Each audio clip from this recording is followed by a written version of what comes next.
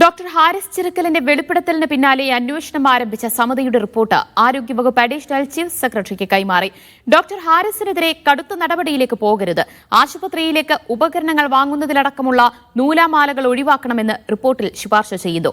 ബ്യൂറോക്രസിയെ മാത്രം ഉദ്ദേശിച്ചാണ് post ഇട്ടതെന്ന് ആവർത്തിച്ച doctor Haris നടപടിയെ ഭയമില്ലെന്ന് മാധ്യമങ്ങളോട് പറഞ്ഞു.